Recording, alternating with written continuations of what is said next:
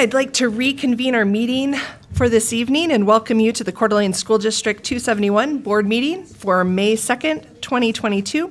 Would everyone please stand and join in the Pledge of Allegiance? I pledge allegiance to the flag of the United States of America and to the republic for which it stands, one nation, under God, indivisible, with liberty and justice for all.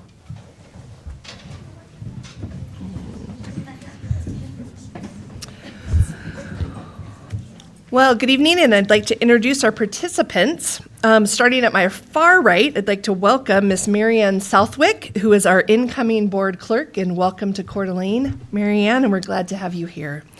Miss Lynn Town, clerk of the board, in her final evening of board responsibilities, and this is it, Lynn. Dr. Sean Hawker, superintendent. Miss Leslie Bierke, board member. Miss Heather Tenbrink, board member. Miss Allie Anderton, board member. And I'm Rebecca Smith, board chair. Casey Morrisrow is at his daughter's getting an award tonight. So I do have some comments from him later that we'll kind of present to the rest of the board, but that's where he is. It's celebrating his daughter this evening. Public comment on district-related items is scheduled near the start of this meeting. Please sign in on the sheet provided at the entrance door. Because of the diversity of issues, members of the board will not respond to public comment made during tonight's meeting. Instead, issues may be recorded and referred to the proper staff person for follow-up. Comments may also be submitted to the board by email at trustees@cdaschools.org or in writing through the clerk. Thank you. All right. First up this evening, we have a couple of board recognitions, and we're going to start with our Teachers of the Month. All right. So our Teachers of the Month for, what month was this for? April? March? Oh, it says, I'm sorry. Our Teachers of the Month for March. So our Teacher of the Month on our elementary level was Heather Height, who is here, I believe, as part of our Sources of Strength presentation later. She's a counselor at Atlas Elementary. For our high school level, our Teacher of the Month was Ben Higgs. He's the engineering and manufacturing teacher at Venture High School. Middle school is Tanya Lilly, 7th and 8th grade social studies teacher at Lakes Middle School. And our elementary Teacher of the Month in April was Karen Miller. She's a 4th and 5th grade looping teacher at Bora Elementary. So big congratulations to all of those teachers and to all of our teachers. It's Teacher Appreciation Week, and we're super grateful for all of the hardworking, wonderful people who help us with our kids and their success in our district. So congratulations.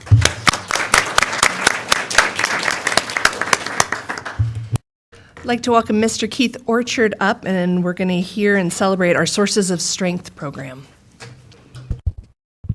Hello. Hello. Oh, there we are. Hi, everybody. It is my pleasure to be here tonight to welcome and honor and recognize and appreciate the dedicated women who are a part of our Sources of Strength program. And will you all come on up for a minute while we talk? Is that all right? Yeah, we have 4 of them represented here tonight. I think just the 4 of you. Yeah? Actually, you get to go up there in front of everybody. Oh, yeah, we have more. Good.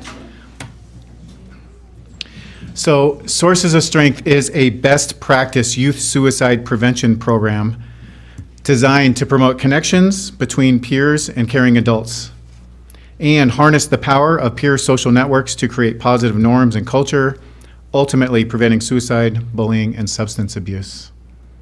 And our Sources of Strength program moves beyond a focus on just risk factors, but focuses on sources of support, which are protective factors, around young individuals so that when times get tough, they have strengths to rely on. And these programs, particularly at the high school level, are designed to be peer-led, but they are not just peer-led. They are led by caring, dedicated, hardworking, focused adults who gather teens together and the youth to teach them skills, to get the youth to coordinate and organize and come up with campaigns to to spread the good word and to find strengths within the school district. So we couldn't do it without these ladies that are standing here in front of you. And can we just give them a moment to give them a round of applause?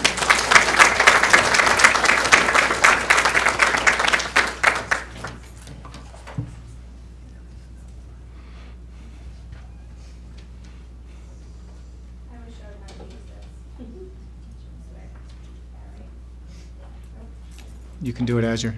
Loud enough. I can just.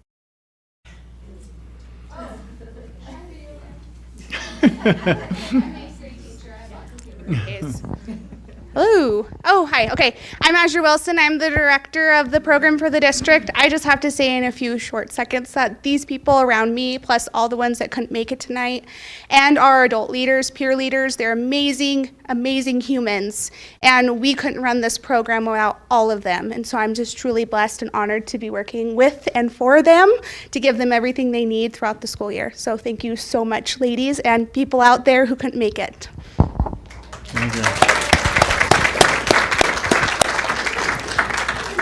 And as they dig in for the picture, I would like to put one last word out for it. This program does not exist, does not run without Azure Wilson. She has driven it from day one, and she continues to drive it. She does all the work. She raises money for it. She coordinates everything. And so, Azure, thank you. You're appreciated.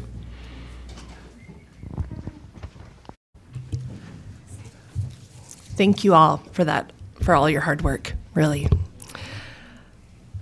We would like to take a moment, and we'd really like to celebrate our clerk, Lynn Towns. So Lynn, would you come around to the front, and we're gonna share some statistics. There's some good. We're all about strong data in the Coeur d'Alene School District, and so we've got some on you. So.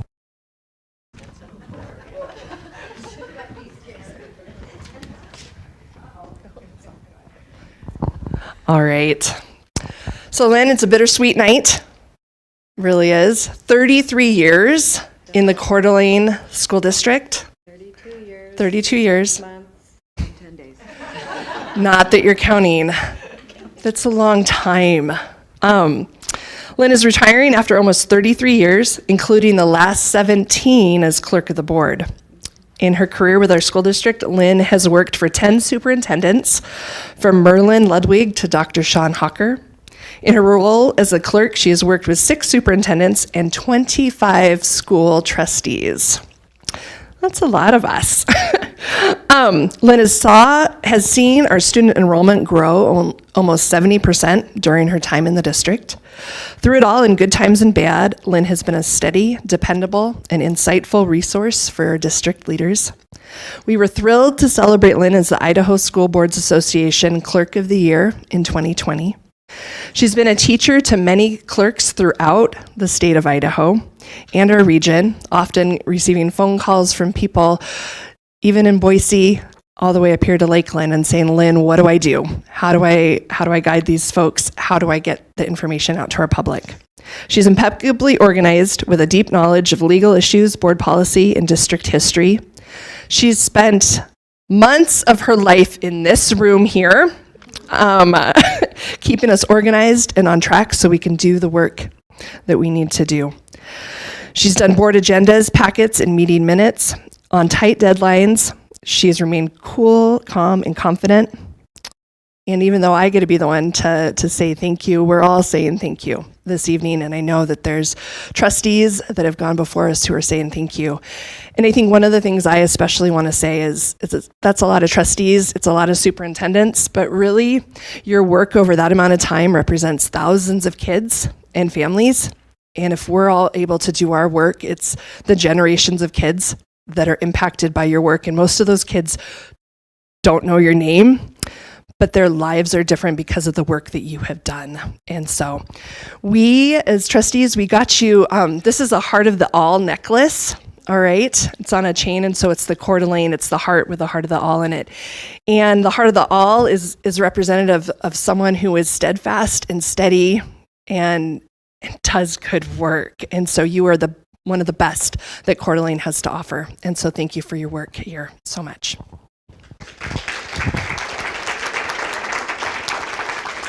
You want to say a few words?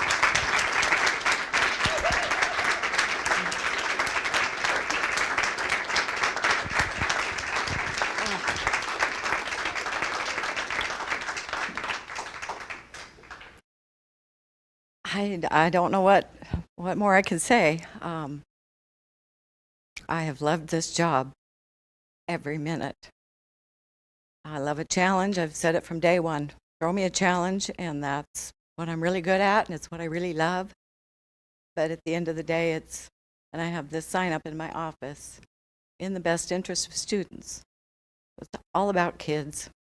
That's why we're all here. That's why I love what I do. So I've been here as long as I have. It's just time for some new adventures and new challenges, and I'm going to hand the torch off to someone who is going to step in, and she's going to do great. So thank you all so much.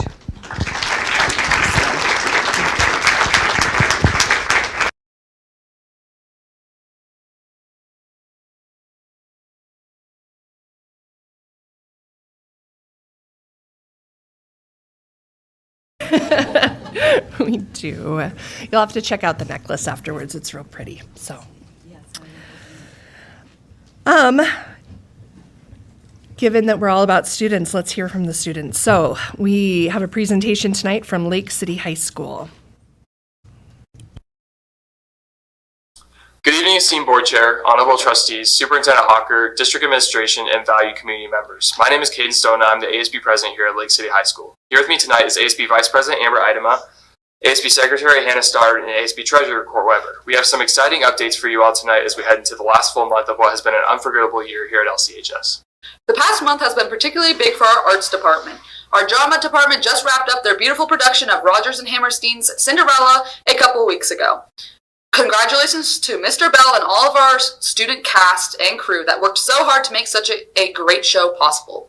Furthermore, our arts department held a fine arts showcase last Thursday that featured incredible performances from our band, orchestra, and choir students, along with presentations by our art, ceramics, and FCC LA students. It was an amazing event and truly one of those events that makes Lake City so unique. Spring sports have also had a great month. Our teams are playing strong through league play and look forward to seeing what they can accomplish in the final stretch of their season. Special shout out to one of our senior baseball players, Camden Martindale, on winning State Player of the Week last week after several outstanding performances. We have many events coming up this month as well. We have our annual Spike and Stuff co-ed volleyball tournament for our students this Wednesday in our gym. This is always a crazy fun event, and we can't wait to see who takes home the golden volleyball this year. We also have senior prom coming up this Friday night at the Hagedon Golf Course Event Center. Our senior student council has done a stellar job planning what's promising to be an amazing night, and all of our seniors are looking forward to one last dance together. We also have senior project presentations coming up on May 25th, our annual Mother-Daughter Tea event May 31st for senior girls and their mothers, and of course senior awards June 2nd before graduation on June 11th. Our school is so proud of our senior class of 2022 and looking forward to celebrating with them in all of the great senior events and ceremonies. Finally, ASB elections were held April 22nd, where we elected 4 new ASB officers for the 2022 through 2023 school year. And as Lake City tradition, we are excited to introduce them to you tonight. Next year's ASB includes ASB president, which will be Jacob Carter, ASB Vice President Piper Stevens, ASB treasurer Allie Bowman, And ASB Secretary Olivia Azzolini. and Olivia could not be with us tonight, but she sends her best regards. It has been an honor and privilege to serve as ASB officers this year, and we know we are leaving our school in great hands with these 4 new officers. The spirit, charisma, kindness, and work ethics truly embody the T-Wolf spirit and what makes our school so great. We look forward to seeing what they accomplish, and thank you all for working with us this year. And as always, go T-Wolves! Thank you, Lake City. We have Venture up next.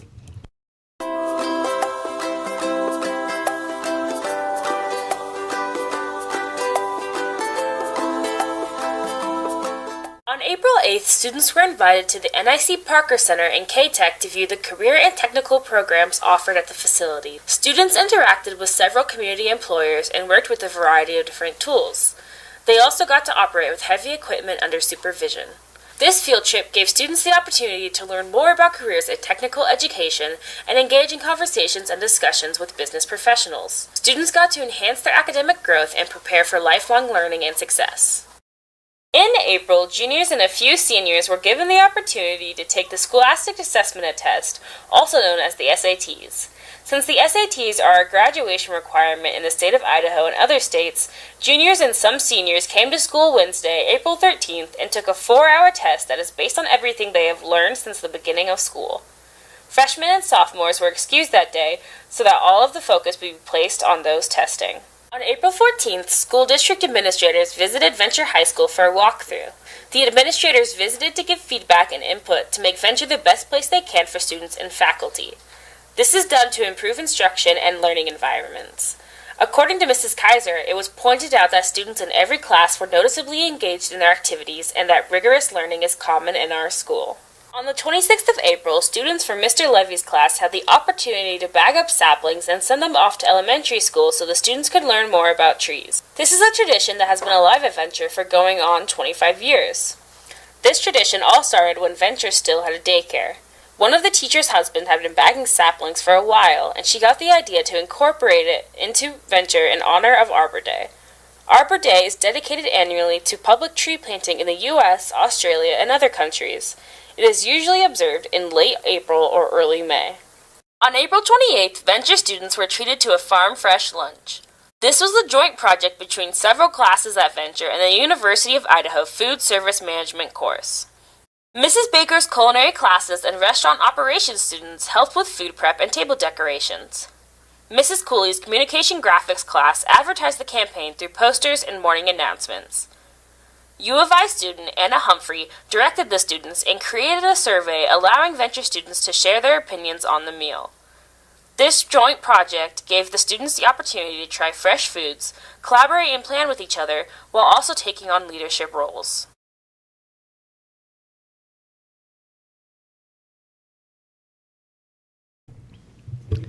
Terrific. Thank you, Venture. Next, we're going to hear from SAG, our Student Advisory Group, with a report. And just so the community knows, we were recently approached by the Boise School District that wanted to find out more about our SAG program because they're looking to put that into the Boise School District as well. And so it was a great time to be able to share with them some of the successes that we've experienced. So, SAG.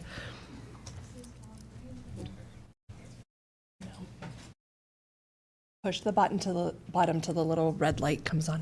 Is it on now? Yeah. Okay. I'll never get it. I really won't. Good evening, everyone. My name is Ainsley Brigham. I am the SAG chair for the high school group. I just wanted to start off with thanking everybody for being here and your support tonight. As a SAG, we had brought up a safety concern that at lunchtime, the lunchtime access was not as secure as it could be. We did a trial run of a new process with students having to show their ID cards after returning from lunch and getting back into the building that took place at Lake City High School on Friday, April 14th. The trial run went very smoothly. We had help from Mr. Dean Keck from the district office and Lake City High School Vice Principal Brandy Johnson, alongside myself and other SAG representatives. It was a really good trial to gather data for us, and we will reflect that data in our next meeting within the next few days. In addition to our trial run at Lake City High School, we also had our SAG monthly meeting. We had asked for feedback from students throughout the month of April and went through and analyzed almost 60 ideas for student school improvement. We prioritized them whether they are an actionable item within, like if it was something we could bring to the school board and district. We found 5 topics for school improvement that we are going to discuss further as a group and dive deeper into. One thing that we are proud of going into the month of May here is that we have had community requests for SAG members to volunteer on different boards. We have Adeline Smith working with Project Neighborly, and I am working on the new committee, Launch Northwest, which had their kickoff last Thursday.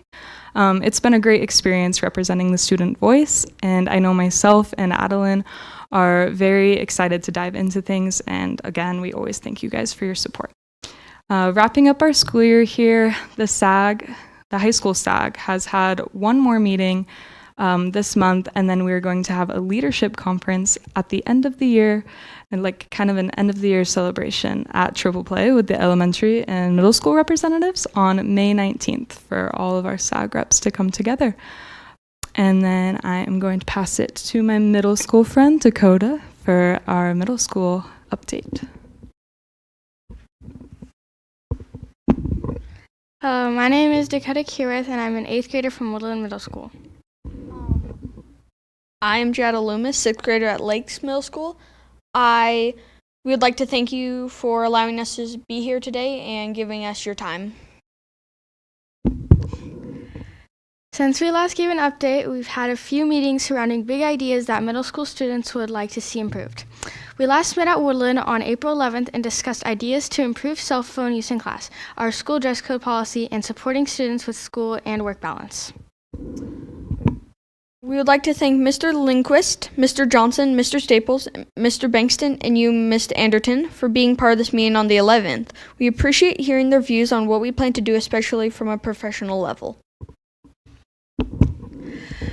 We'd love to tell you where we are headed next. We've come up with some great ideas. First of all, for our school dress code policy, we hope the school board and Dr. Hawker will consider our ideas for revision when it is next updated. We'd like to language surrounding professional dress, but wonder if this section on pajamas is necessary. Would the board consider changing this section? We also had an idea to make more gender-neutral language when discussing specific clothing items. It appears that many of the items on the current dress code policy name specific clothing items that female students typically wear. This may not be part of why female students tend to feel targeted. Could this be revised to include more general neutral language like tops, bottoms, undergarments instead? We would love Dr. Hawker and the school board to consider these revision ideas when this policy is next up for review. Second of all, we had some thoughts around our cell phone policy. We think the current policy is great and needs no revisions, but we think communication and enforcement needs to be the same across the board. Perhaps expectations could be reviewed with parents, teachers, and students. Last, we've communicated with school principals and teachers in hopes to support students with work and life balance. We've had some ideas for making Schoology a bit easier to navigate. We also have some ideas to make it known when teachers are available before or after school, and some ideas for building review time during the school day. We are looking forward to seeing survey results from teachers, staff, and all 3 schools so we know the next step on this. Thank you so much for having us. We're looking forward to end our year to retreat.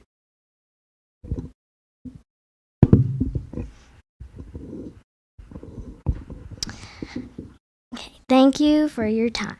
Good evening, Chair Smith, members of the board, Superintendent Hawker, and school district staff. My name is Sierra Jones, and I'm a 4th grader at Ramsey Elementary.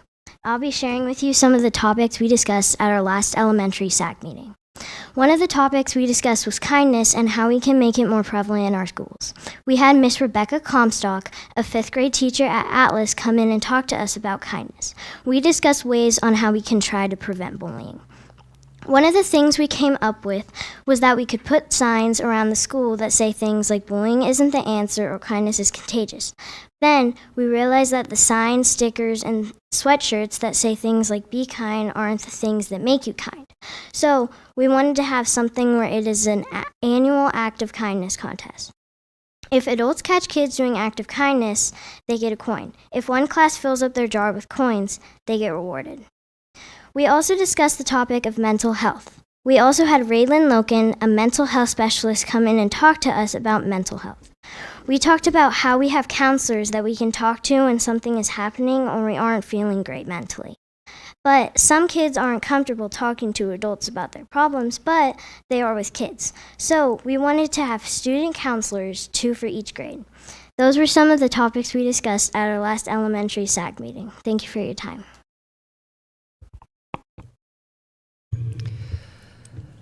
Thank you, each and every one of you, and to the rest of your group as well. Those are some really important topics, and so we really appreciate all of your efforts. Thanks.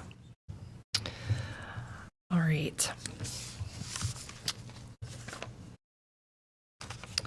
We're going to have our public comment now, and so I'm going to read just a couple of announcements regarding our public comment time tonight. Oh, sorry.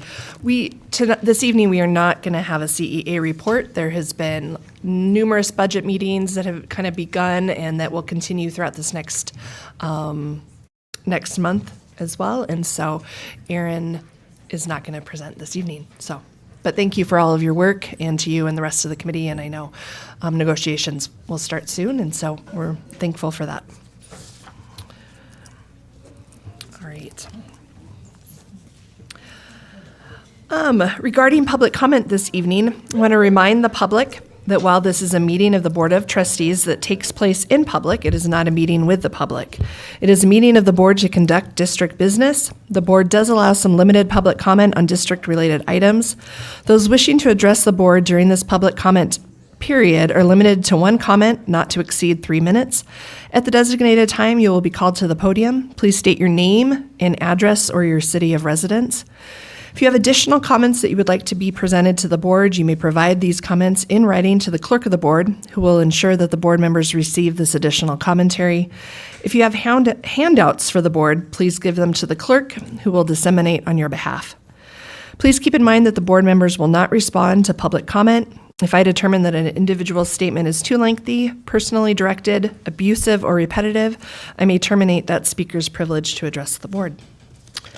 We have 5 people this evening who would like to speak, and so I'd like to welcome first Kim Anderson to the podium.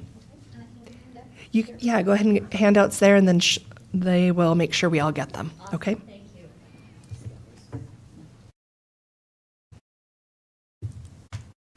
Well, thank you for your time this evening. My name is Kim Anderson. I live in. Let's hit the button so that those at home can hear as well. Let's try that again. My name is Kim Anderson. I live in the Sunshine Meadows development in Coeur d'Alene, Idaho, and I feel a little bit silly addressing this issue to the board. However, we've been directed that this is a board decision, and so that's the reason for being here this evening. So I've provided you with a copy of a letter, and I'm just going to read the context of the letter because I think that that will sum up the reason for our attendance this evening. So I'd like to respectfully address the board's current district-wide policy which prevents people who are not currently enrolled students from attending school dances. While the policy draws an easy line of distinction to determine who may and may not attend these functions, it also has a needlessly negative impact on many students, which includes, but I am sure is not limited to, students who may be in long-term dating relationships with former students who have graduated.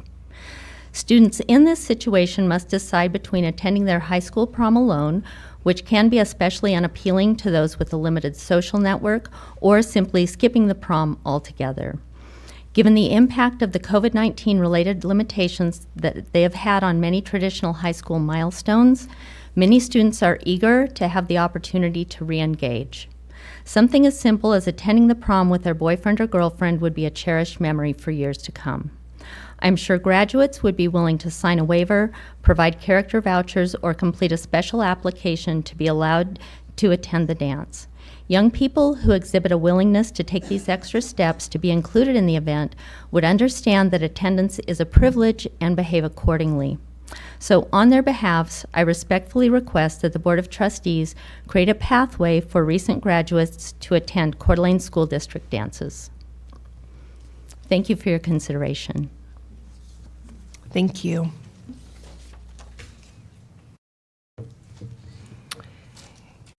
Amber Sear.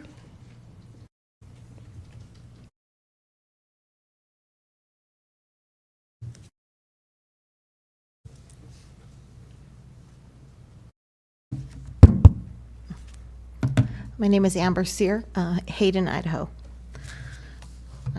I am here I was asked to be here.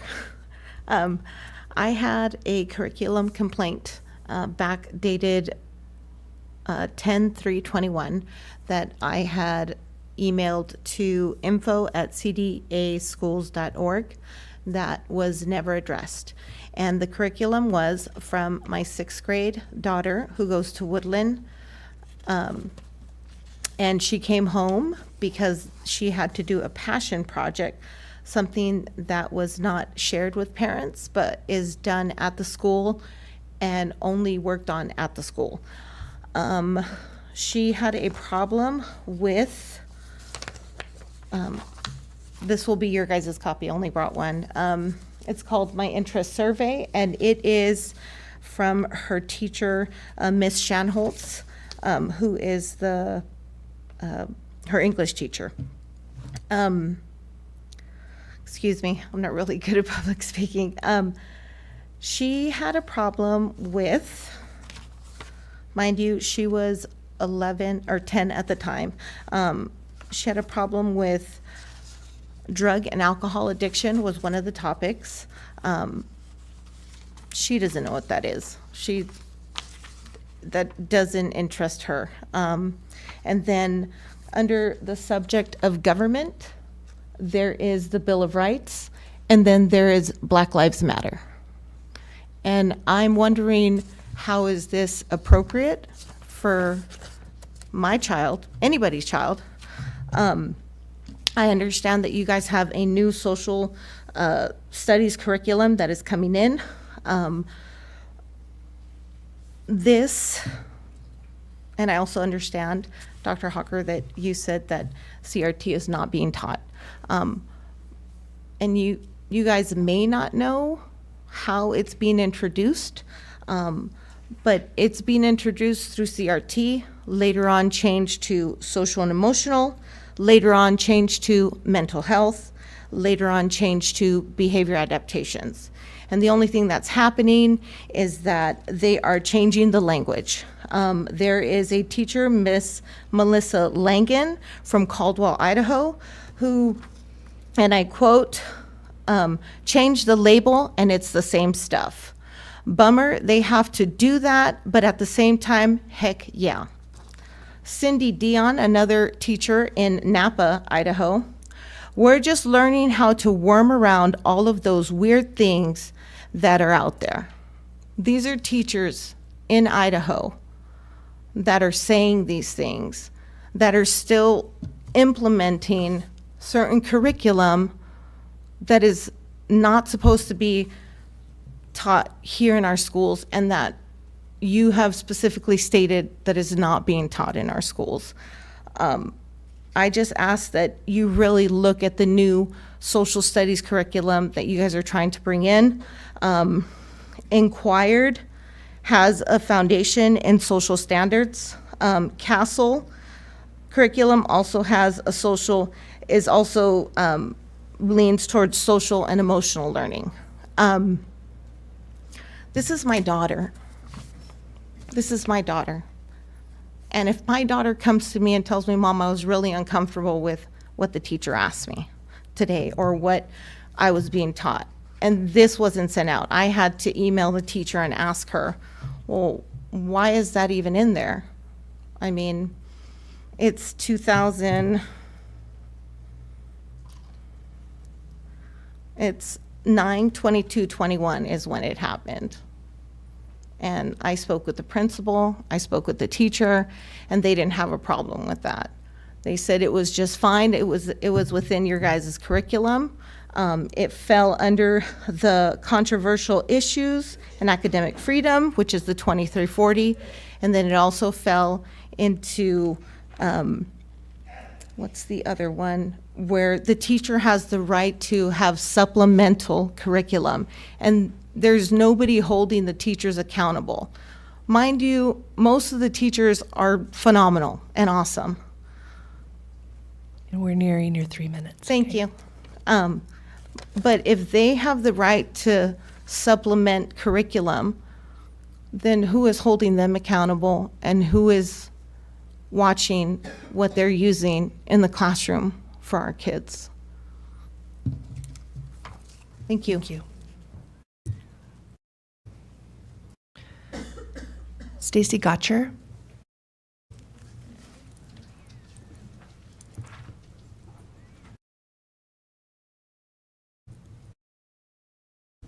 Hello, it's Stacy Gotcher.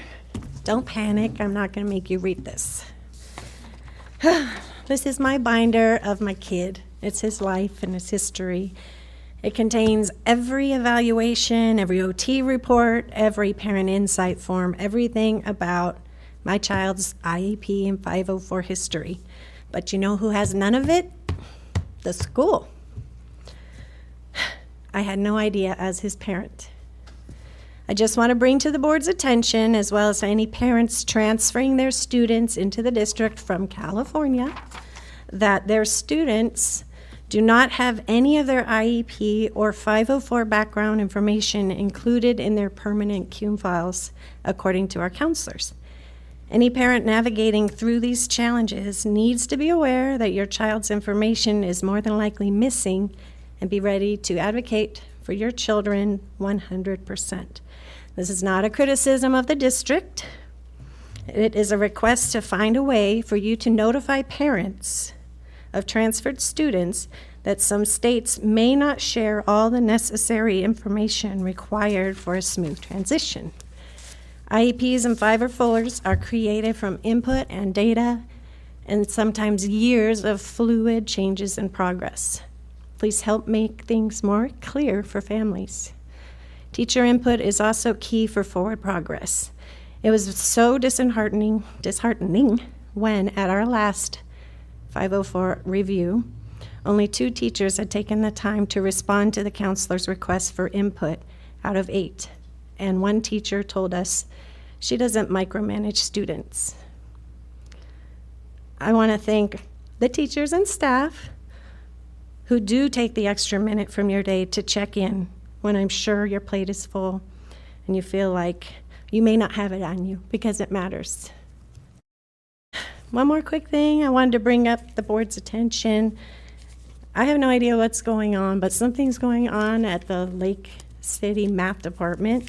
We've had our teacher vanish, and Mr. Duff, he retired, quit, I don't know what he did. And let's not name any teachers if we could. I thought that was you. for informational. Well, A teacher left and is not there. We've had 2 long-term subs. We're on, I think, we counted maybe 6 to 8 other substitutes. And again, I don't know the circumstances. I'm not privy to it. I don't want to be. But the long-term effect for next year, when these kids are coming in as sophomores, they're all going to be behind because the communication has broken down. Perhaps you can look into it, see what's happening at the math department, because something is going on. And lastly, Schoology and Skyward and or Google Classroom. The district has 3 platforms we are looking to for information on grades. If you add in the email alerts, it gets so confusing as a parent, especially a non-tech savvy one, to find out what really grade is in real time. These systems don't talk to each other, and you have teachers using all 3. So hopefully you guys can look at streamlining the notification and the grading process and make sure that we can all try and not get so frustrated when we're just trying to see what's going on in the class. Thanks. thank you. Matt Edwards?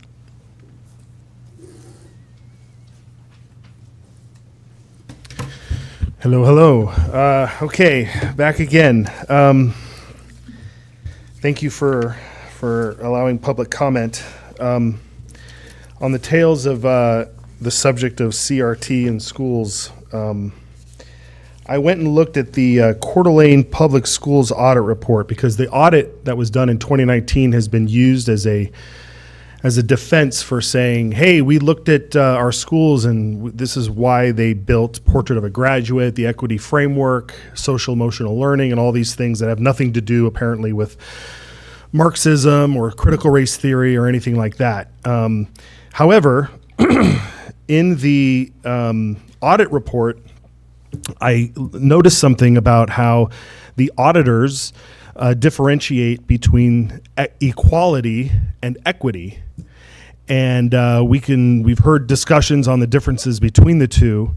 But because I only have 3 minutes, I'm just going to get right to the punchline, because the auditors, the folks that did the audit, is a company called CMSI. And if you go to their website, they explain the process of their audits and how every part of every audit that they do is focused around equity.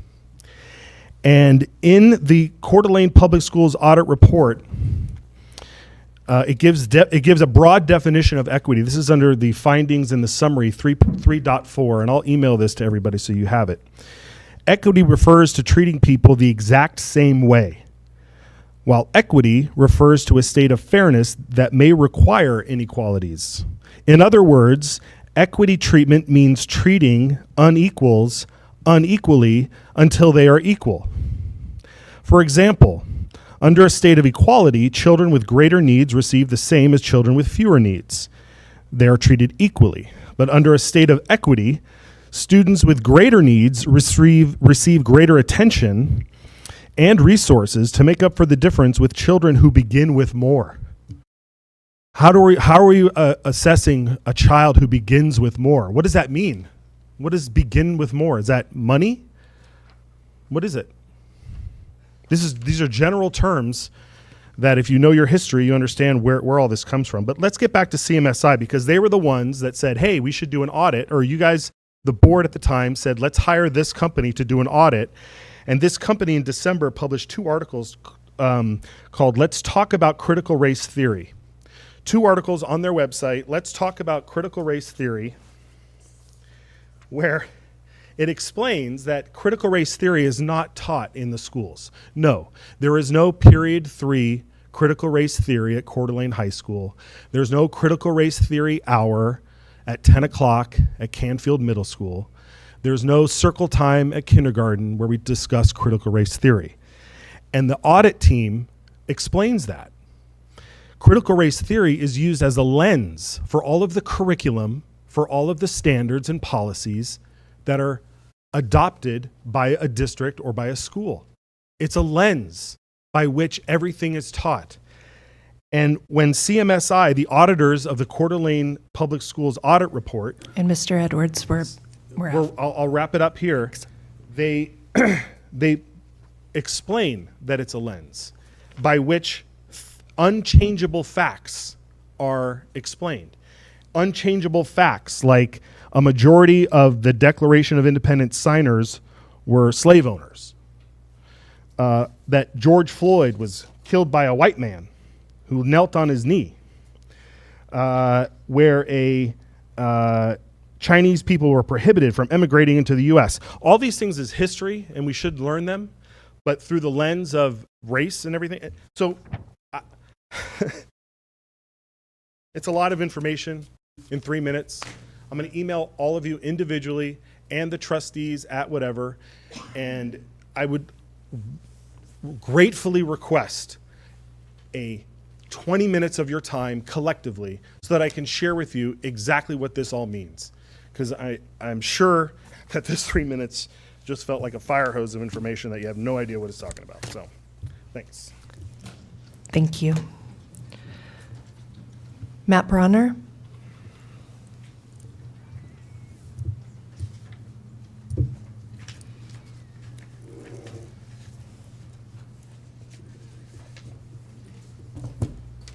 Hello, how are my levels?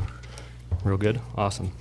So I'm speaking with you today because while I know that the board doesn't write legislation, and the board knows they don't write legislation, recently there was legislation that was tabled in Idaho that resembled the stuff that recently passed in Florida. And if that does pass here in Idaho, the board will be tasked with walking the district through the implementation. So I want to talk to you about that a little bit. To the board, teachers, and district staff, thank you for your continued hard work in the service of our community. I'm deeply sorry that your workplace continues to be an arena for expressions of political hysteria. That can't make your jobs easier. Schools should function as spaces that foster curiosity, where our children are encouraged to explore the world, to question what we know and how we know it. It's a space where children learn that they are part of the world and that their curiosity can extend to learning about other people and themselves. I see people in our community struggling with content and ideas about this, other ideas that describe and affirm LGBTQ issues, and I can empathize with what it is like to struggle. We are all under so much pressure, each of us carrying different burdens, and this is an opportunity to lean into the universality of the human experience, not be afraid of it. We must take care not to put our fears into our children. Life is hard enough. We must make sure that we aren't making others' lives harder when we seek to alleviate our own struggles. When we unburden ourselves, we can't just place more weight on others, especially when those others are already marginalized. Schools cannot be a place where we are making it harder for children. How could we even think of asking our teachers and school staff who love and care for our children to participate in making their students' lives harder? I mentioned that I empathize with what it is like to struggle with the world, and I know that in the ways that are meaningful to you, you are doing your best. However, part of self-love and authentically loving others is having healthy boundaries. And while we should all empathize with the struggles of others, we cannot hold space or dignify toxic behavior. When you tell LGBTQ people that their story can't be told, that they can't be heard, that they can't be seen, this is toxic, this is punching down. I cannot imagine school being a place where some of our children are told, don't share your story. We can't hear about you. We can't see or know about you. You need to disappear so that we can feel more comfortable. What we are hearing is not about parental choice. This is politicians capitalizing on the frustration with cultural and demographic shift. This is about marginalizing the other who cannot be part of real America and who are not part of we the people. Quite frankly, this is a distraction from the failures of our leadership to solve real problems facing real people. People who are not straight, not cisgender, or not Christian are not the reason that our infrastructure is neglected, or that housing and medical costs are so unaffordable, or that wage growth has stagnated for 30 years. The great traditions of the world, ethics, philosophy, religion, these are valuable because they encourage us to relate to each other with empathy, to sit in the dirt next to our fellow human beings as they struggle, and not to cast out stones of our own judgment. These ideas show us how to seek our own actualization in service to each other as we provide for the needy and lift up the marginalized. Religion is not a roadmap for deciding who to exclude or for providing conditions on when to withhold our love. We all want our children to grow up to be kind, loving people who treat others with dignity and respect. We should want this of ourselves as well. We should also want our children to grow up and be loved for whoever they end up being. We should all want that for ourselves. Thank you. Thank you.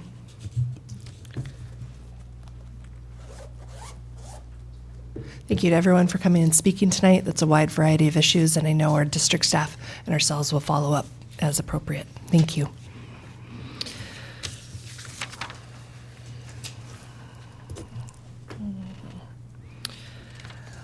All right, on to some business. We have our consent agenda this evening. Do I have a motion to approve tonight's consent agenda? So moved. Do I have a second? Second. Any discussion on any of those items this evening? No. Hearing none, then all in favor? Aye. Aye. Terrific, great. Consent agenda items for information then this evening. There's a number of items on there. Is there any questions or discussions on any information this evening?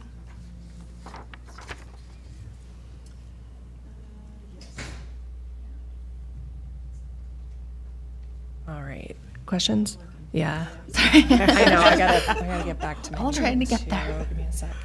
We did just approve a new board doc, so this will all change soon. So, when will that come? In Anticipating it'll probably be in your July meeting. July meetings. Implementation.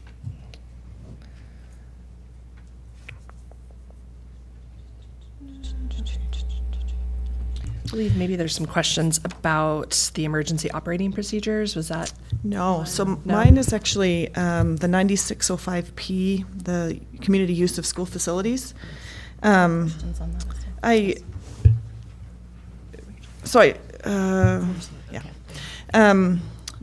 just trying to clarify, so we're proposing that, because we're working off of the ISBA directive that we either need to be open for all political expression or none, right? In terms of opening our facilities up for use by other groups. And so we're proposing our facilities will not be used to support any candidate or ballot measure, rather than our facilities can, it's not clear to me just because it's all red. Is that what we're proposing? That is correct. Okay. What's there is you can see a lot of red in that specific policy, so that the politics piece is the part that's not included. Okay. that answers my question. Go ahead. No, Mike, is this on? My question was, so prior to these changes that ISBA are suggesting, were we able to rent to the public if they were representing some kind of political aspect? Yeah, and if you'd like, is Mr. Voller here? Mr. Voller, would you mind coming up and let's, this was a good topic that we had as well.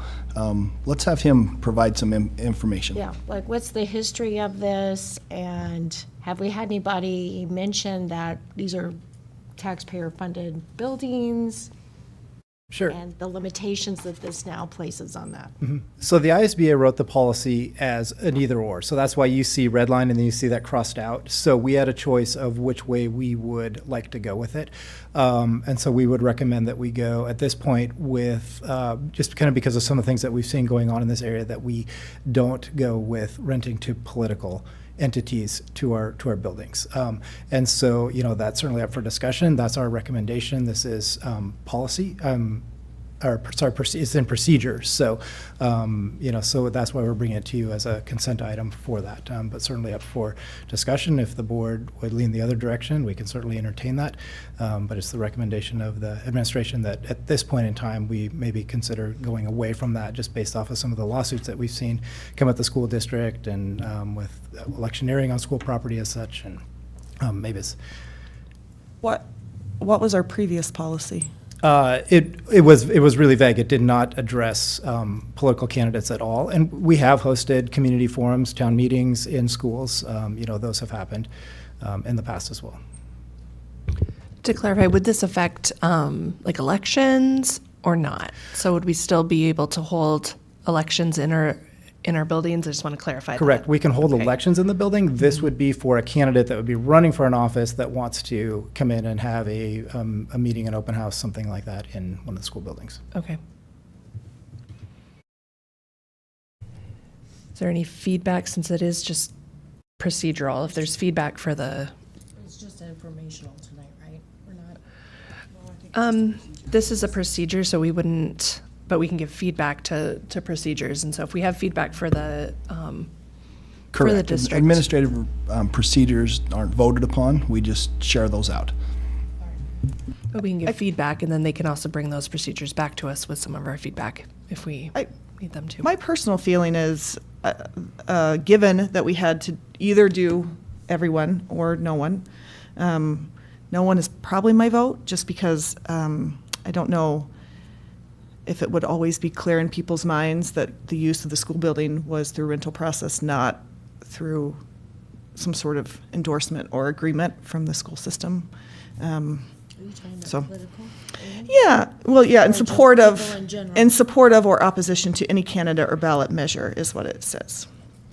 So, that would probably be my preference, but those are my thoughts.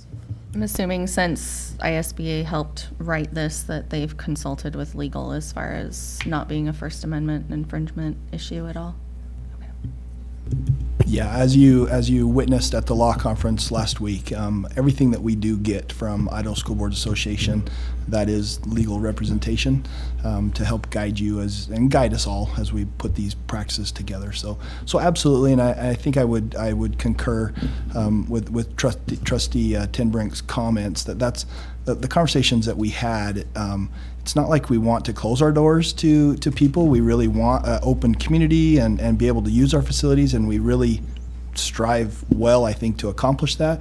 The political piece gets a little tricky at times because just as what you said, if you allow a group to come in and essentially hold a meeting about something that might be very controversial, it can send a message to the community that the school board's in support of that because we let them use this room right here or a school. And so we also felt like it was just the safest approach to just simply stay out of the politics piece, try to focus on the school piece, and our campuses, of course, are very open for lots of other things, but just try at this point in time to not mix the politics in the campuses. So I'm going to probably say something. So in today's political climate, everything is political. So how do we differentiate that between just saying candidates who are running? other controversial issues that the community may find controversial if I could talk today. So. Well, let me say this. Our intent in this administrative procedure is to not limit community input and things like that. It is strictly targeting campaigning and a group that may come in and want to advocate for or against something that they will be voting upon a little later down the road in an election. It's really election driven. You're correct too, this does not affect the annual voting precincts and things that are established, because again, in those scenarios, you're not advocating for or against anything. You're just opening your door for somebody to come in and mark a box the way they'd like to mark the box. So that occurs, and in fact, I believe by Idaho law, you're required to allow that to happen anyway. So even if you didn't want to let them come in your school, I don't think that's a choice. So this is really just about the political campaigning piece, and that's the piece that's redded out in this. As Mr. Voller mentioned, we had a choice to either allow it or not, and in this case, at this time, we just decided our recommendation is to not be involved in the campaigning, promoting piece of any kind of legislature thing. We think there's other places in the community better suited to hold those kinds of meetings at this time. If we decide to go a different course down the road, certainly we'll bring that to you and inform you of that as well. And we can always update those administrative procedures fairly smoothly, because they're not a board policy. They're information, and we can change those pretty much on the fly if we need to, and bring it back to you the next month and say, hey, this is what we'd actually like to do now, based on these reasons. But for right now, we feel like it's just the best prudent approach to just try to steer clear of possibly being viewed as supporting a candidacy in any way or the other at this juncture. All right. Okay. Thank you so much. Thanks for your work, and appreciate it. All right. So that's information. We now have our assessment and student achievement for information. Dr. Nelson. Hey, Chair Smith, Superintendent Hawker, and members of the board. If you'd also allow me a moment of personal privilege to also welcome our incoming chair, your incoming board clerk, Mrs. Southwick. You didn't know that that's what you were getting into, right? Okay. And also to express my thanks to you, Lynn. 25 years for me in the district this year, and throughout all of that change, there's been a constant, and it's been Lynn. And a quarter century for me, it seems pretty amazing, but not as great as a third of a century. And I still have more gray hair than you. It's okay. You're digging a hole there. I know. Dr. Nelson. Time to start talking about data, Let's Mike. talk kids. But no, Lynn, I greatly value your friendship over these many years, all of your guidance, and thank you for your service to all of us in the community. Let me definitely get going on to some data now. I actually have 3 items on your agenda today talking about our assessment and student achievement. However, I'm only going to be able to talk to you about 2, and we'll talk about why that here in just a moment. But it is May, and May is an incredible time in my world. We certainly are working very hard on the ISATs. We're about 60% complete of ISATs throughout the entire district right now. And then, of course, we just finished off with the SAT, as Venture High School showed in our student reports. Our AP students started taking their AP exams today, and we opened up our final benchmark assessment window of the year today. So there is a lot going on as we try to put a bow onto this year. The first thing that I'd like to share you tonight is a little bit about the SAT School Day, which was administered in April to students who are juniors. This has been a constant for us for the last several years as we measure college and career preparedness through that particular assessment. But just like what we've seen in a lot of organizations, the College Board has had some production delays. And as we were expected to see the results last week, they did not arrive. They are now scheduled to arrive in students' boxes on May the 4th, so early, a little bit later this week. And students will actually get to see the results before we do. But if you do not mind. I am unfortunately not able to share those results with you this evening, and I'd be glad to either come and present publicly or provide them for you in another format. But those should all come out, and we will post the results also on our district dashboard at cdaschools.org under the About Us tab. We have, however, been working on a variety of other topics that are included in my presentation tonight. First, around early literacy funding. Last month, Mrs. Johnston, our Director of Finance, came to the podium and started talking a little bit about some changes that happened in the Idaho legislature. The bill that we're referring to tonight is at the top of the screen, House Bill 790. This was passed pretty late in the legislative cycle, but it substantially changes the funding mechanism for literacy in our state, with the goal to be able to improve overall literacy and using the Idaho Reading Indicator as the measure. Here's what they did. In the past, we only received student money for students who were below grade level. In our world, we use tiers, Tier 1, Tier 2, Tier 3. So Tier 1 is on grade level. So we would receive funding for those students who were struggling, those at Tier 2 and those at Tier 3. And we would make reports regularly to the state of Idaho to be able to earn those monies. House Bill 790 now changes that dynamic a little bit. We now receive half of the money allocated to our district just by having enrollment. So those students who are at grade level and achieving regularly, we are now going to get funding for. Additionally, we are now going to get funding based on improvement on the Idaho Reading Indicator. And that's based on tier. So if we have a student who starts off the school year struggling a little bit in Tier 3, but we get them to Tier 2, we get additional funding for that. If we do a great job and we go from Tier 3 to Tier 1, we get money for that. And if the student stays at Tier 1, meeting those grade level goals by the end of the year, we get money for that. That's great. However, there's a couple of challenges that our legislature kind of slid into that along the way. Number one is that there's some enhanced funding opportunities. And it's the third bullet that you see on the screen. It actually weights the performance of students who are defined as economically disadvantaged. This typically is those students who are filling, or whose parents and guardians are filling out the free and reduced lunch application over time. But what you may notice is that over the last 2 years, all students in our entire district have received free and/or reduced lunch. That was a federal promise over the time of the past COVID years. So what we have seen is actually the numbers drop exponentially. Where we were about 35 to 40% free and reduced lunch over the past 5 years, we are now down to 22% free and reduced lunch. So that actually is a little hurtful for us. We're not right now going to be able to get all of the monies that are due to us in House Bill 790. However, we've got a plan, and we are working on it right now, where we are still working with the Idaho Department of Health and Welfare to do direct certification. So if a family is in need, is being served by the Department of Health and Welfare, we will know about it automatically. We also did send out a survey out to our families who have students in grades kindergarten through 3rd grade. And we asked them in this income survey if they would meet these guidelines that you see up here on the screen.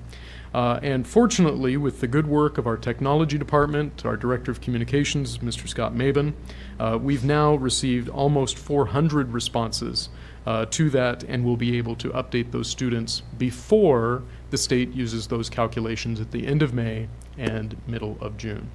So it's a lot of collaboration, but I think it is going to be exponentially great for the students that we serve. Chair Smith, are any questions about that piece of the presentation yet?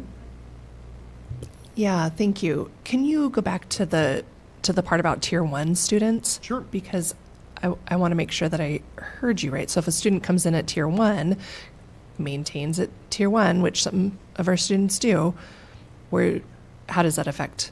We now receive funding for them at a base level. If that student also qualifies as economically disadvantaged, there's an enhanced funding mechanism. Okay. In the past, we would not receive funding for those students. We would only receive funding for those students who were struggling below grade level. Now we're going to be receiving funding for all students enrolled in K through 3. How do we see for Tier 1 the improvement?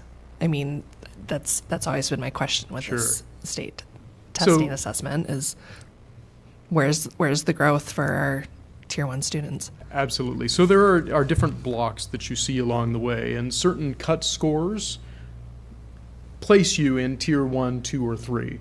Even though the tier may not change, we absolutely are looking at the granular scores and making sure that there's 20, 30 points of improvement for those students along the way. These measures are being monitored every single month, and we provide regular reports to parents and guardians too about how their students are performing. Thank you. Other My pleasure. questions? Great, I think we're good. Thanks. So the other thing that I would like to bring to your attention tonight are our annual engagement surveys. And we get here. And the state of Idaho uses our engagement surveys to measure the performance of districts throughout the entire state of Idaho. They come in 3 flavors: parent, staff, and students. So parents and guardians throughout the entire district receive multiple opportunities via email to solicit feedback on their students' schools. Our students had the opportunity in grades 3 through 12 to tell us what they think about their work and how relevant it is and how supported they are and how safe they feel. And our staff had an opportunity to be able to say what it feels like to be part of a community serving students. Overall, we had fairly good submissions. We had 18% of our entire parent population. Our goal was 20. 18%, although that seems low, is actually pretty good, getting parents involved in the process. Staff, we had 90% of our staff goal, but we only were able to receive 71%. That includes classified and certificated staff. And finally, we had a goal that we could get 95% of our students to take the survey, and we were only able to get 77%. But that's because, unfortunately, our state turned off the switch 2 days before the deadline. And many of our students were expecting to go at the very end. We were working really closely with them, and isn't technology great? But we are still able to use some of that. Unfortunately, because of the technical issues that the state had, I only have results so far for the parent and staff surveys. We'll be going through the student surveys as they start coming in this week with our district administration, and again, I'd love to be able to present those for you at a later time. All of these surveys are posted annually. The results indicate how students are performing and how people perceive all of our schools, and that goes up on the Idaho report card, which I will show you here in just a second. I'd like to take a few moments to show you just some snapshots of what each of these subgroups think about our system. The first, from our parent lens. Okay, lots of data up on the screen. Here we go. Far right-hand column is the current school year. This is the 4th year that this survey has been provided throughout the entire state of Idaho. So you'll see each of the 4 years represented vertically. Each of the questions that you see on the left-hand side has a Likert scale. I strongly agree, I agree, I disagree, or I strongly disagree. What you see on the screen are the percentages of families, in this case, who agree or strongly agree to those statements that you see on the screen. Overall, 90% of all of our parents and guardians who responded said that my child's school keeps me informed about news and events. Overall, we also had high marks in safety. My child is safe at school. My child's school gives me opportunities to be involved with how my child is doing. And my child's school provides me with resources so that learning can continue at home. There were definitely some areas that we can continually work on, however, like the very bottom row. My child's school principal is accessible. Overall, however, our engagement with parents increased 2% over the previous year, and since the beginning of the surveys, our results are at 4.4% higher. One of the questions also in this survey that's always interesting, especially to Mr. Mabin, our Director of Communications, is how do our parents want to learn about their students?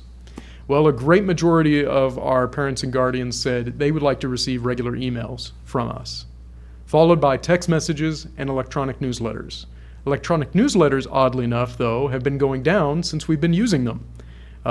We've been using them at least for a good 4 years, mostly through the SMORE platform. That was at 55% at one time. It's down 2% over the previous year, but still 41% higher. Other things that were not so highly rated: school bulletin boards, the United States Postal Service, and school reader boards. So that gives you a little bit of snapshot about the parents. Well, is there any connection to our staff and how our staff are feeling? You've probably heard that our staff are in delicate situations right now, and there's a lot of change and a lot of considerations out there. Here's what they said. Again, same values. Off to the left-hand side, you'll see the first slide dealing with school culture. 4 years of data. Last school year, the current school year, 2022 on the far right. These are the percentages based on highly agree or agree. In this particular cases, there are large decreases in our district, specifically around the statement of our school retains qualified staff. There certainly is a perception that we're not retaining our staff throughout the district. When we started diving into these data, however, there became some things that were apparent. We are able to break down the data based on classification staff, so we were able to look at classified versus certificated. And there's a big difference between how our teaching staff, our certificated staff, views many of these questions versus our classified staff, specifically around retention and professional learning.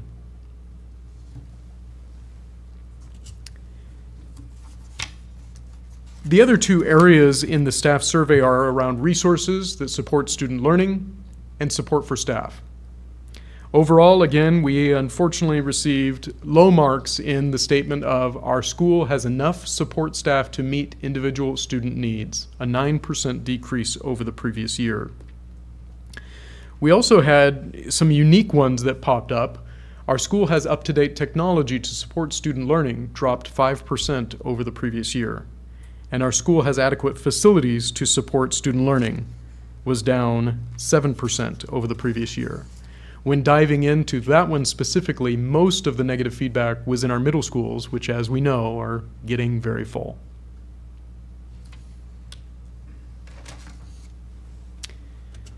With those two data sets there, unfortunately, again, I do not have any student data to be able to present to really pull that triangle all together. But those results are just starting to come in, and we'll be receiving them with our cabinet team this week. So now that we have all of this data, what are we doing with it? Well, we present all of this data individually to buildings. They will receive detailed reports as to what their individual staff, classified, certificated, parent, guardian, student, think about them. Since this data is longitudinal, they'll be able to look at it year over year, and we provide many graphs for them along the way. And our building leaders are putting this in front of their school learning teams, their collaborative teams, their action teams, and they're starting to create goals that'll be becoming part of their school learning plans over the coming year. But again, everything that we see over the last several years will be posted for each individual school at the Idaho School Report Card. It's idahoschools.org.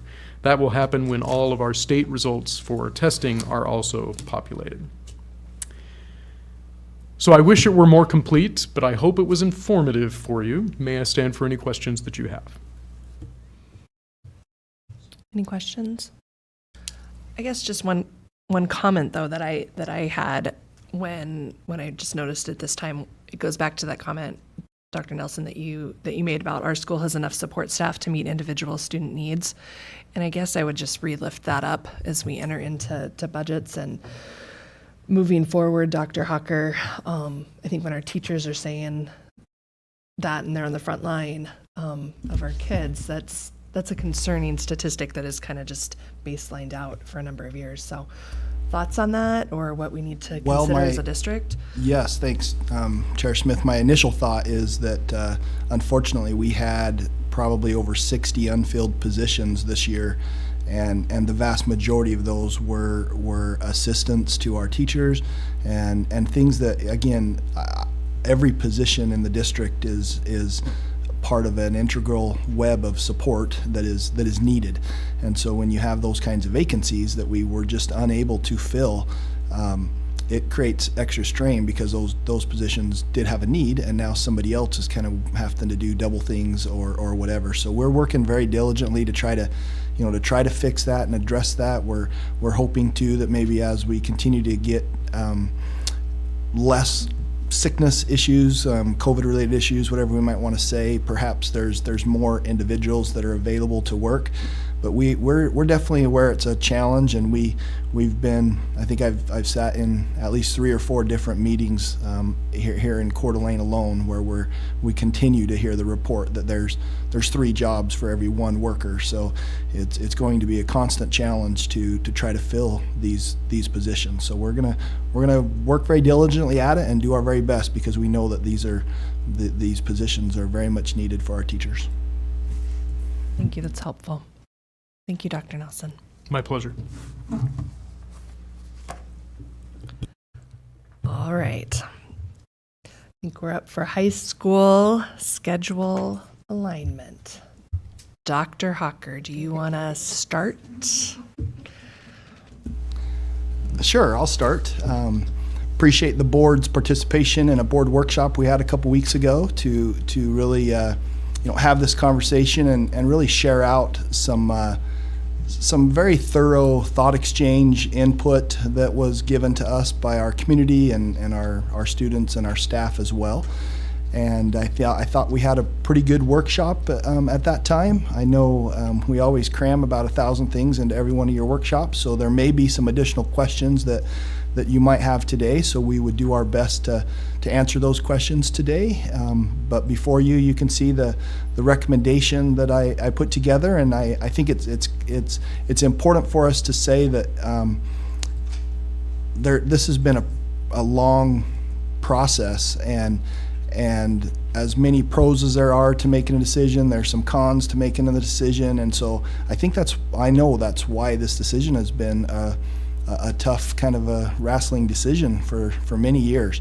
So, but I do think, based upon the input that we've received and based upon the workshop, I think it's a good opportunity to perhaps make a motion to not necessarily force the high school alignment at this time, and kind of put that aside for the time being, and then to also redirect your efforts to again, providing opportunities for kids. We know that was high on everybody's to-do list and everybody's want list, including our staff and our students and our community. So I think perhaps we could work at this at a different angle and take a look at just doing some things a little bit differently, and empower our teachers and administrators at our campuses to perhaps come up with some different ideas that would enhance course offerings. So you can see our recommendation there. Of course, it's just a baseline generic, could have been a book that we could have written, but we purposely tried to make it a little smaller, but certainly would stand for questions. I know Ms. Barrett as well is here, and she kind of led us through that the workshop, so we would certainly entertain any questions that you might have, or if you've had your questions answered and you're ready to move on, we're ready for that too. Want to start with any questions, or?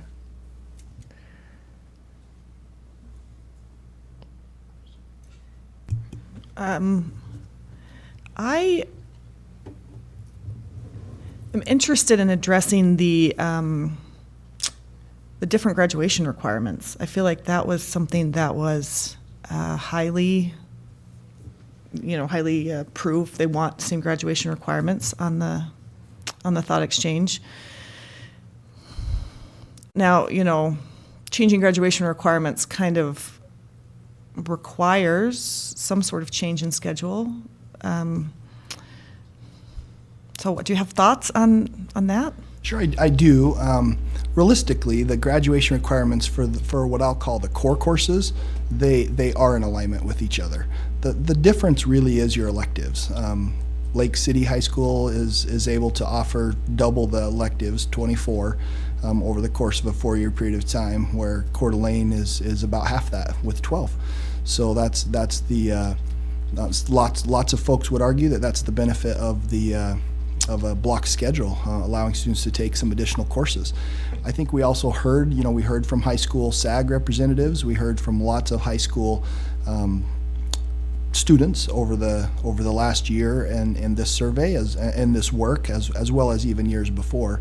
I think there's an interest by our community and by our students to try to figure out some ways to enhance those course offerings. So I think the door is open for us to possibly do that. I think the board has some avenues to possibly collapse some existing required courses if that was the choice. But again, I think the electives is where this is all at. The required courses are the same.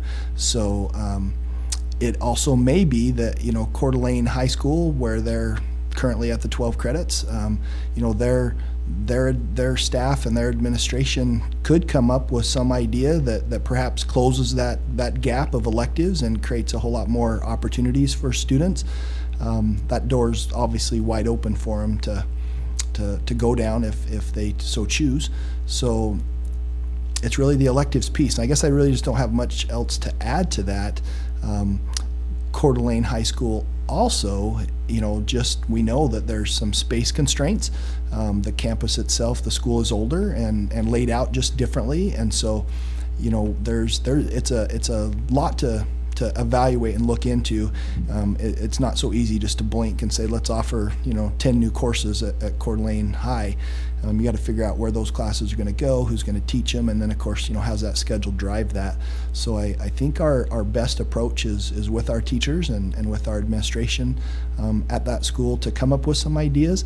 We're also continuing to pursue additional avenues for you know, K-Tech, of course, is a great opportunity for both schools regardless of schedule. So that program continues to grow and provide opportunity for our kids. We're constantly reevaluating or looking at how to grow that campus. We have more kids that want on that campus than we have space for today, and more programs that we want that we're trying to find space across the community as well as on that campus for.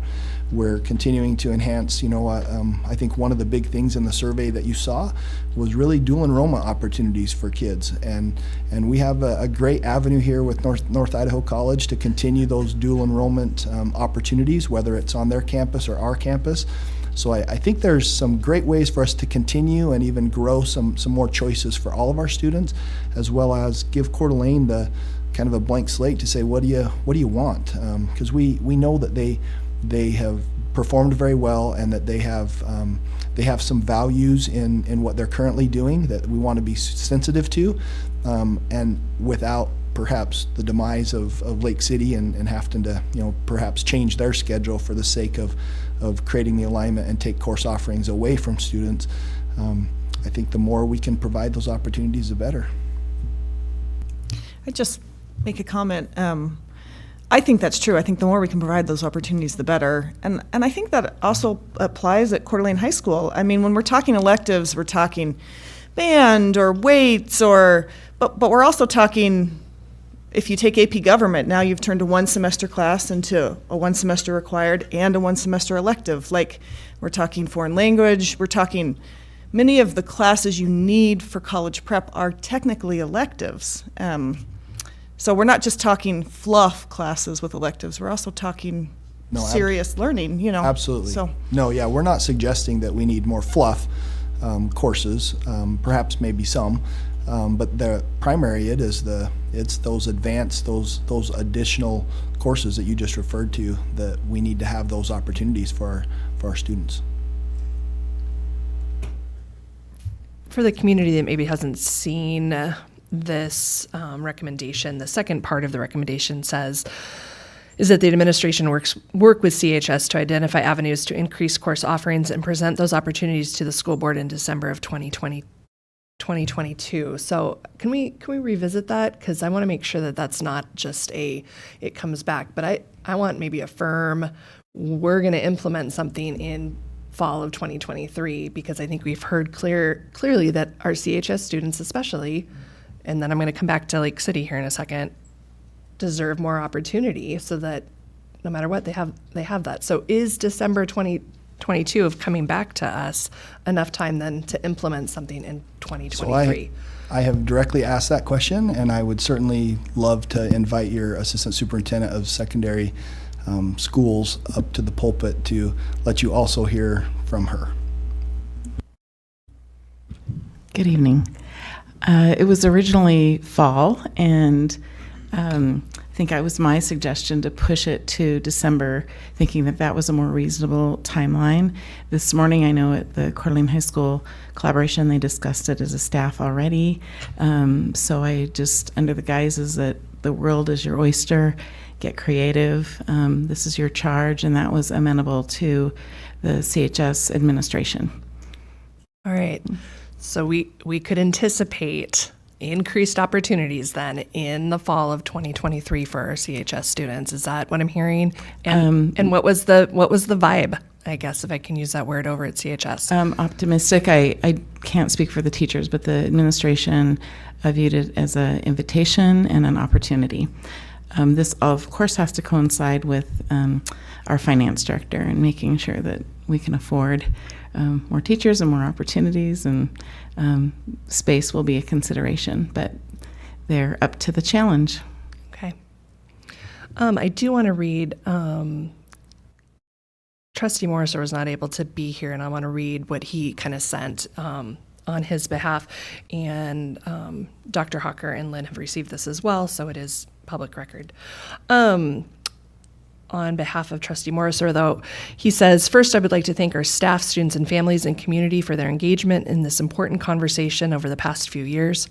While I believe that there is value in aligning the high school schedules, it's clear that the majority of our respondents do not. And for that reason, I support the administration recommendation to move on from schedule alignment and look to provide more opportunities for our students. And I respectfully request that when we do this, we focus, though, on both schools. The work over the past few years has proven to me that we have work to do to improve our course offerings. While we work to increase elective opportunities at CHS, we should look to increase core course instructional minutes at Lake City High School and eliminate or reduce non-academic offerings like classroom aids at both schools. So those are from Trustee Morris-Rowe, and I'll let those just sit. I would also lift that up. I would like to see a recommendation in here that that Lake City as well comes back. We have heard so many things over the last 2 years. We have seen the great things that happen at both of our schools, and we've seen room for improvement. And I don't want some of that to get lost here. And so I guess for myself, I'd like to see Lake City between now and December review their course load. What is working? I'd like to really zone in on how many students and how many teachers use students as prep and assistants. I'm sorry, what's that called? That's student aid or teacher aid. Mm-hmm. We've seen that number a number of times, and I would question whether or not that is rigor for our students. I would also question, because it's come up a few different times in different meetings, whether or not students can find courses that fit their schedule and electives that are meaningful, that lead them into being excited about their classroom, or if they're just taking a blank period because it's not fitting. So I'd like to see Lake City come back to us and say, this is what we're not going to do anymore, and this is where we're going to increase that rigor. So that would be something I think goes along as well with what Trustee Morris-Rowe might have lifted up there as well, because there's work to be done at both schools, and I want to lift that up. I appreciate that, and I think both administrations would accept that challenge.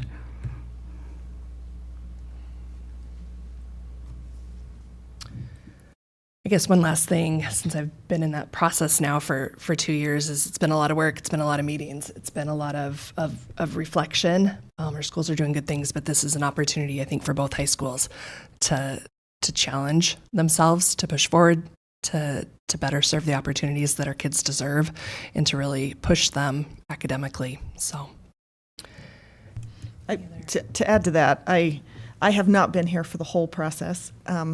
But a lot of work has gone into this, and it may feel like if we decide not to align offerings that are align schedules, that it's been wasted work. But I would like to see it not be wasted work. I'd like to see both of our high schools come out better from this process, and I think that's starting. That process is working its way through. So thank you for all your work. I hope people see tangible benefits from all their work, even without a schedule alignment.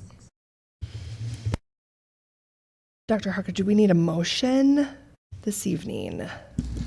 Yes, if you would, please. Just the recommended motion, I think, that's in the board packet would be great. Let me flip over here. Yeah, this is it's on the action item scenario. So to just make a motion of some sort, like perhaps the sample motion. There is a motion in here as well, but I would ask, based on Trustee Morrisroe and even myself, if someone is willing to do so and wants to do that, that we would add a Lake City part. So we're confident December of 2022. I'm with Chair Smith in that I'm worried if we present in December of 2022, if we're ready to implement in fall of 23. Is that our deadline?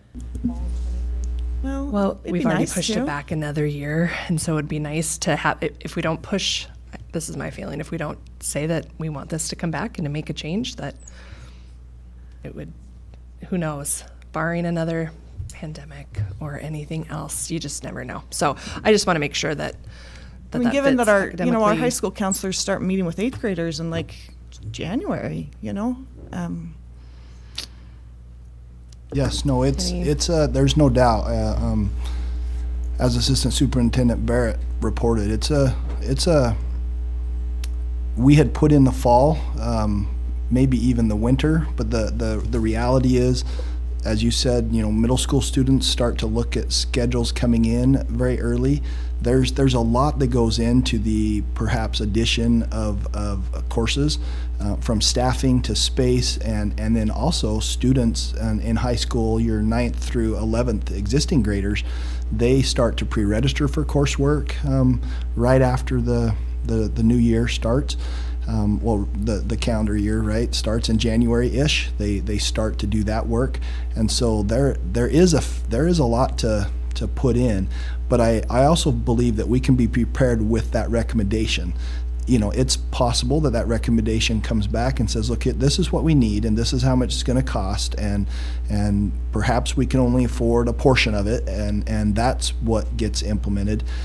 We won't know until we go through that process to see what direction that they're looking at.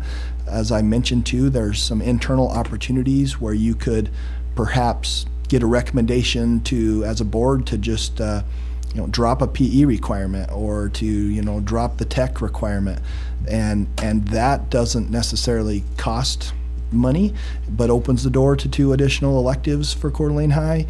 There's lots of different variables that can come from this, so I do feel like it's certainly aggressive, and my hat's off to our teachers and our administrators, at the high schools especially, to be able to be ready to do this. But I think it's reasonably doable, and worst case scenario, they come with that recommendation, and we need one more year to implement it, and that's it's either we keep pushing and be realistic on adjusting the right time, or we set a timeline today that would be a whole nother year away, and I think that could be detrimental to the process as well. So like even November, I mean, is November not, could we not have a recommendation by November? I think it certainly could, but I do think they have started this conversation already, and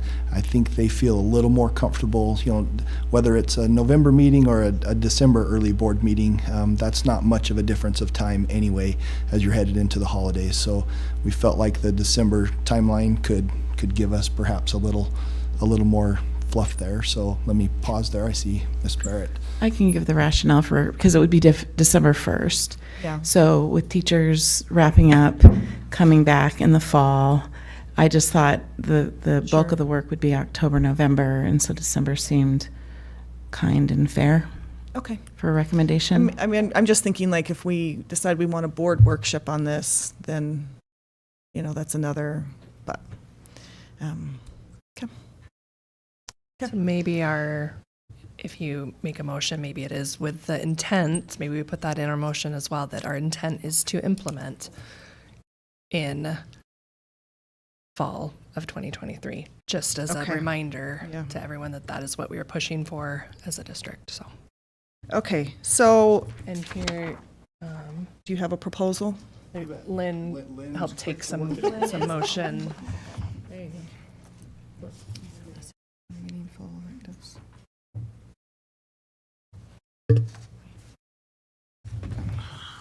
Okay, I'm good with that. Yeah, and add with the intent. Yeah, okay. Okay. So here's a proposal.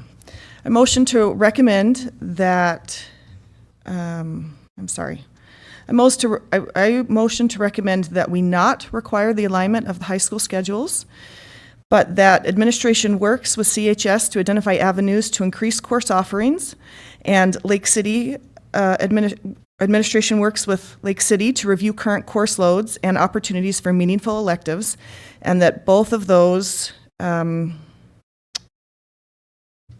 recommendations are presented to the school board in December of 2022 with the intent to implement them in fall of 2023. Did I get it all? Do I have a second? All in favor? Aye. Aye. Lynn needs that paper back.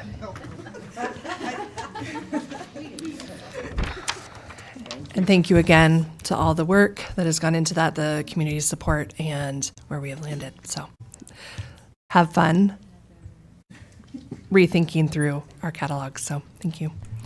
And I hope it is fun. I hope it's like an opportunity to really think about how can we serve our students. So.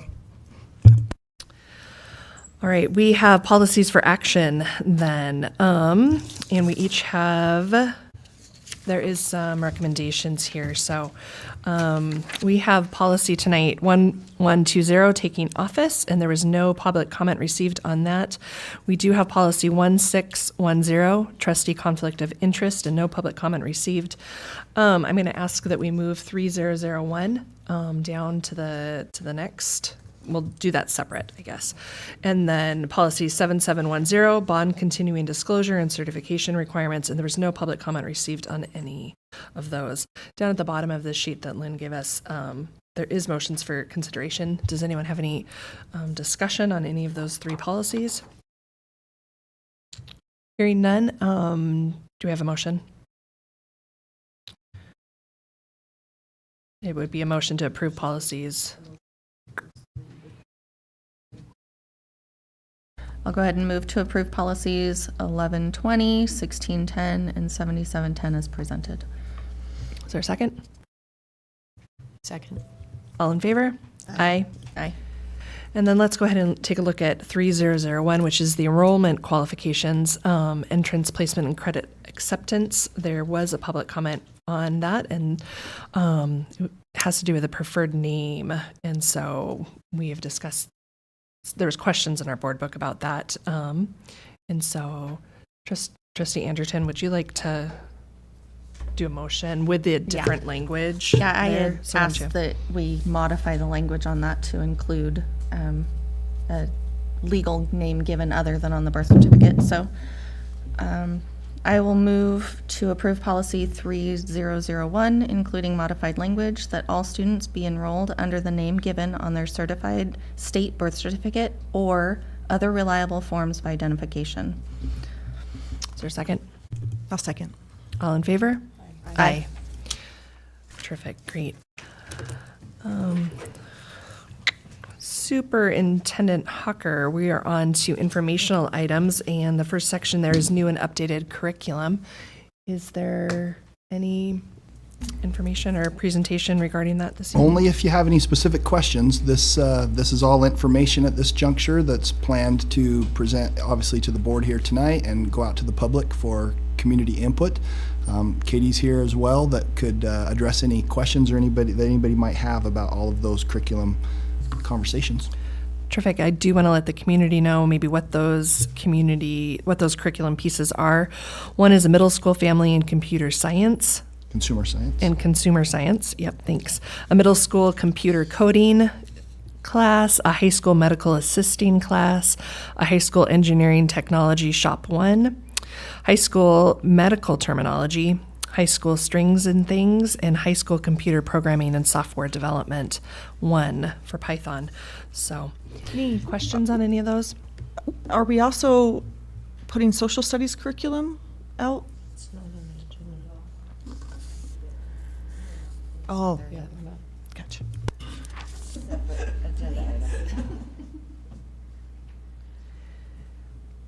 Clerktown, is the social studies on the agenda? Okay, my apologies. No, it's actually not on here. So we'll, I'm not seeing it. It should have been on there.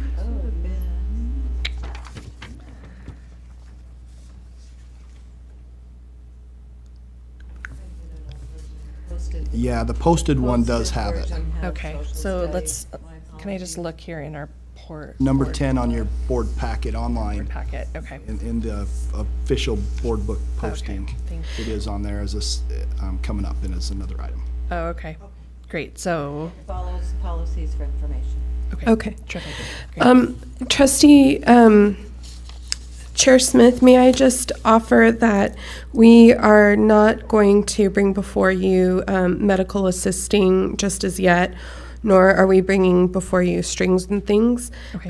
Those were not yet completed, but the rest we are bringing before you, and they would go out then for a review, and then you'd have the option to adopt it or not. These are the first year drafts of these proposed courses, and so as they are taught, they would be more fully developed. But these are the beginning. This is where we would begin with these courses. Terrific, thank you. And for the community, the posted agenda is accurate, so thank you. Thank you so Any much. questions on any of those for Ms. Groutman? All right, well, those are going to go out for community involvement and for review, so. Thank you so much. Terrific, thank you. We then have 3 policies here for information. 3440, student fees, fines, and charges. 8320, fire drills and evacuation plans. 8520, inspection of school facilities. Any questions at this point, or are we ready for those to go out for review? All right, terrific. And then the last section, and maybe Ms. Groutman, you could give us just a little bit on this, because this is a significant adoption of curriculum, would be our secondary social studies materials adoption. And this will go back out and maybe give us some background to how this process all kind of came together. So thank you. Absolutely. Thank you very much, trustees. We had a team of 10 teachers representing Lakes Middle School, Woodland Middle School, Canfield Middle School, Lake City High School, and Coeur d'Alene High School, who have been part of this adoption committee, which began in December. The first piece that they really worked on doing was identifying what is the mission statement for our students in Coeur d'Alene Public Schools in social studies. And here's their rough draft mission statement. I'll just read the first paragraph. As social scientists, students have the opportunity to investigate, uncover artifacts, research, discuss, and hear multiple perspectives, as well as build arguments and support claims with reliable resources.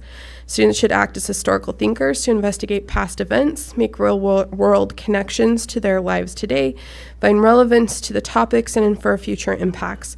A social studies classroom should be engaging, rigorous, involve authentic learning that emphasizes higher-order thinking skills, and has life-worthiness beyond school. It should be a place where they learn about history and learn what it means to be a citizen. And then at the very end, ultimately, the social studies curriculum should prepare students for life after high school, whether that's in a continuing educational setting or the broader workforce. So they, with that in mind, and that's still under revision. They're wordsmithing and trying to make sure that this reflects the ideals of our community. But they also looked at our standards and identified what they would like to consider for essential standards. So I'll just point out a couple of them. For example, in the 6th grade, they have described major cultural characteristics of regions in the Eastern Hemisphere.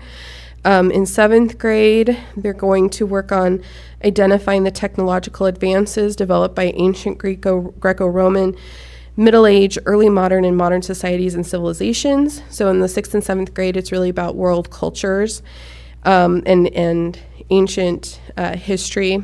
In the 8th grade, we turn to U.S. history, and this is all per the Idaho state standards, which is defined by our legislative body. In 8th grade, we turn to U.S. history up until just after the Civil War, and ideas like identify fundamental values and principles as expressed in basic documents, including the Declaration of Independence, Articles of Confederation, the United States Constitution. In high school, the students then can turn to world history, and they can investigate things like describing major aspects of civilizations in the Western Hemisphere prior to European contact. In their junior year, typically, they come back to 11th grade history that reviews since the foundation of the United States, but really takes up after Restoration.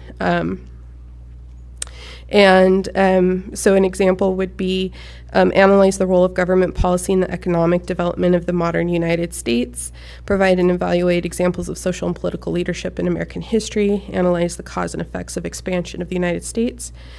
And then in their senior year, typically they would take government, and an example of an essential standard might be explain the central principles of the United States governmental system, including a written constitution, rule of law, popular sovereignty, limited government, separation of powers, checks and balances, majority rule with minority rights, judicial review, and federalism. And then in economics, which they take for a semester in high school, we have some standards like explain basic economic concepts, identify different influences on economic systems, analyze the different types of economic institutions, and explain the concepts of personal finance. So with all of those things in mind, we first turn to the state of Idaho brings together curriculum content teams, and they look through a huge plethora of resources, and they identify what they feel are the top resources given our standards and our personal contexts. And so they create a list, and we started with identifying that list and going through those resources. We added one or two resources that teachers were aware of and wanted to kind of learn more about.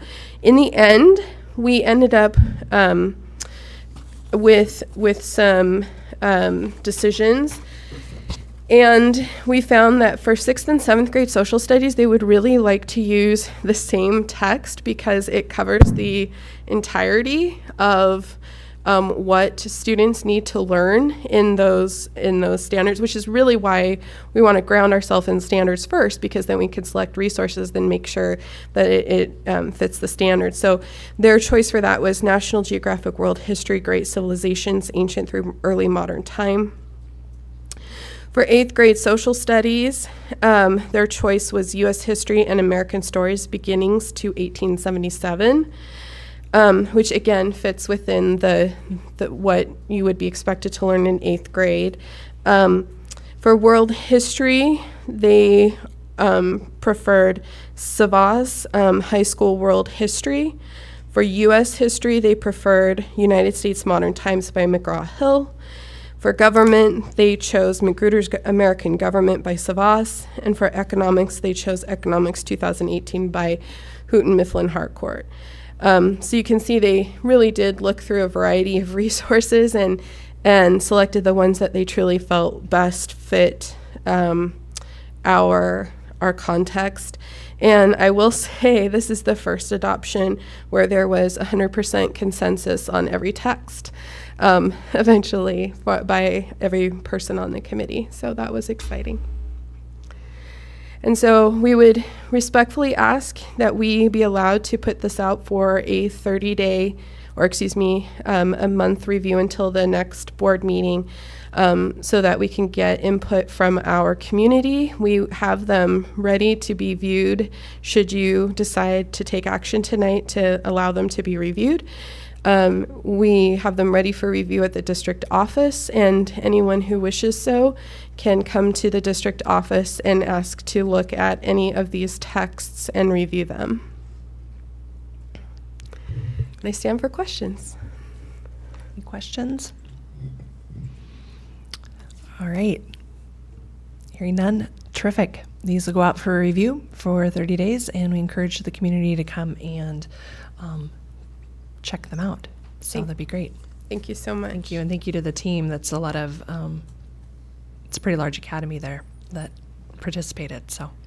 They're a great group. Thank you. All right. Am I missing any? No. All right. So some calendar dates, just as a reminder to all of us. We do have a workshop on May 16th, and we'll be on deferred maintenance update and the equity framework subcommittee report. And that is a reminder that the equity framework was under review, and so we'll hear back from that team. It was made up of community members and district staff as well. June 6th, we've got a regular board meeting. We've got graduations coming up, and then a couple of budget special meetings. We've got our public budget hearing on June 13th and our special meeting on June 20th for our budget adoption.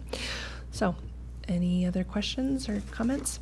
Thank you all. And Lynn, that's a wrap. And board adjourned. I'll do a mic drop. Mic drop right there. Board adjourned.